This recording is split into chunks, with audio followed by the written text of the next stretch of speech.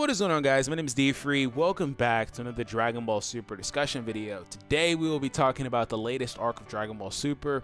I will be talking about the recent episodes of Super, so there may be some spoilers in here if you haven't seen the last like 3 or 4 episodes, but it is what it is. Let's go ahead and get started. So we're going to talk about Goku. So the latest arc has done this thing where, you know, they haven't really, in my opinion, I'll talk about it a little bit later in the video, they haven't really set up a clear-cut antagonist in this arc aside from Goku, right? Because this tournament isn't the same as the previous tournament. We know that there are consequences. In fact, the consequences are dire to the fact that basically if you lose the tournament, your universe is destroyed.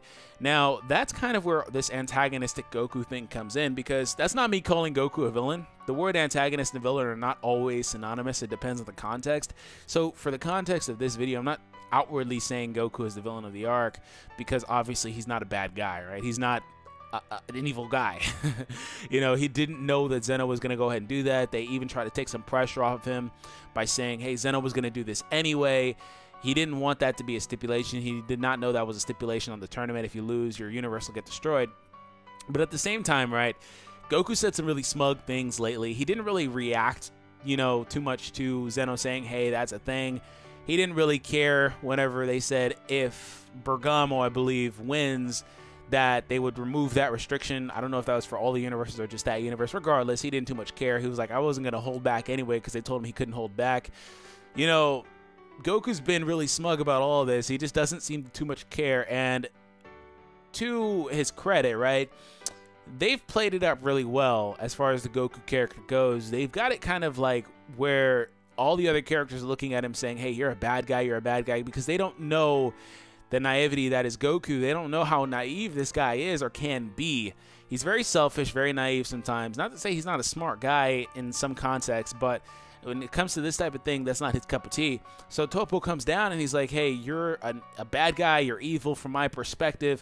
You know, you're the big bad, stealing a line from the Flash, but from Savitar. But, you know, that is kind of an interesting thing to play with, because they're looking at it this way, and that's going to be an overarching theme for the next at least couple of episodes until they establish somebody else.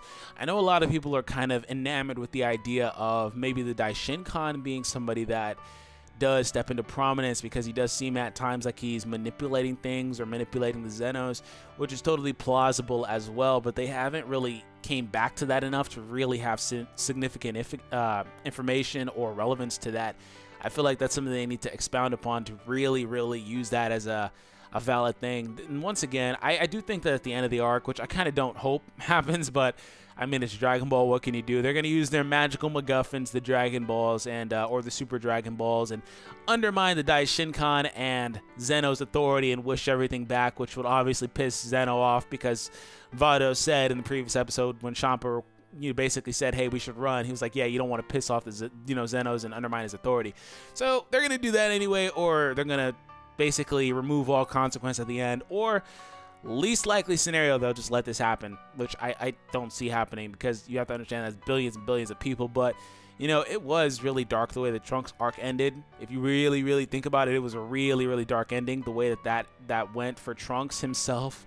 You know, all the people died, but he goes to this time where all the people are alive, but they still technically died. So it's a really dark ending. So I don't, honestly wouldn't put it past them to kill off however million or billions or trillions of species there are among these universes, right?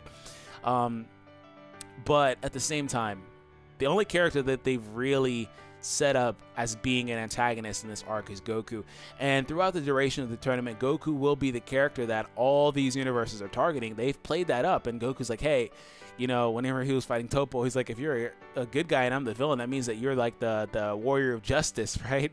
He's taking it like this is what he wants, right? He is actually reveling in the fact that all these guys want to come for his head, and they're going to come hard as hell for Universe 7. They want all of them, because they're the reason for all this. If their universes are getting destroyed, they're the reason for all this. And even the gods couldn't understand like the level of insolence, right, with Goku whenever it comes to, you know, the power of Zeno and stuff like that. They're like, why does he get to talk to him that way? Because they're not present for all this. They don't really know what's going on, so they don't understand. So from their perspectives, they cannot understand that Goku did not mean for this to happen. Even if they could understand, I don't think they'd really too much care. But it is interesting when you think about it, because Goku really honestly himself doesn't care that they've portrayed him this way, or they've basically gone ahead and thought of this character in this light. So let me know your thoughts in the comment section. Do you think that Dragon Ball Super will be able to sustain Goku being the main antagonist of an arc? Because that is kind of what he is. Do you think they'll just continue with that? All the guys will come after him. Universe 7 will win because, I mean, they kind of have to, or something has to happen at the end, because obviously the end of Z is a thing. So, like, you know, that's another thing that takes away from the consequence of this, because we know Universe 7 has to be fine. I mean, even if they retcon that and redo that, Universe 7 has to be fine. Like, there's no way out of that.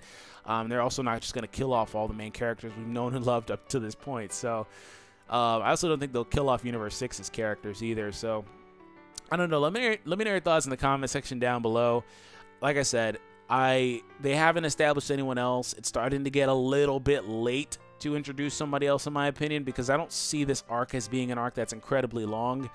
I can see this maybe being another 10 episodes and being done at this point. I don't think it's going to be super long, but let me know your thoughts. I hope you enjoyed. Subscribe if you're new, and I'll catch you guys in the next discussion. I'm going to keep rolling these out. I've got a lot of new ideas thanks to this new arc. I've just sometimes gotten a little too invested in gaming because it's my main content type, and I can't deny that. So anyways, thank you for tuning in. Have an awesome day or night. Peace.